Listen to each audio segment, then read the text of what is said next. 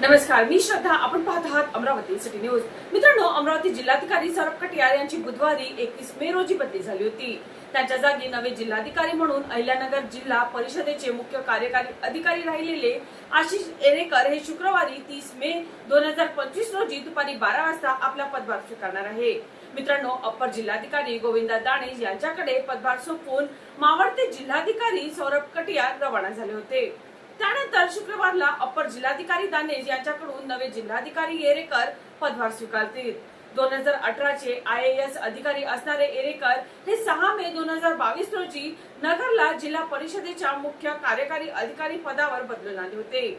त्यांनी यापूर्वी गडचिरोली जिल्ह्यात सहाय्यक अधिकारी तथा प्रकल्प सहाय्यक एकात्मिक आदिवासी या पदावर काम केलेले आहे.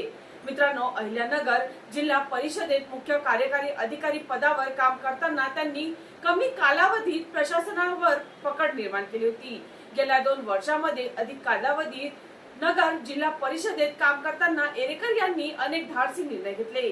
त्यांच्या काळात जल जीवन ही केंद्र सरकारची महत्त्वाकांक्षी पाणी योजना राबवण्यात आली आहे.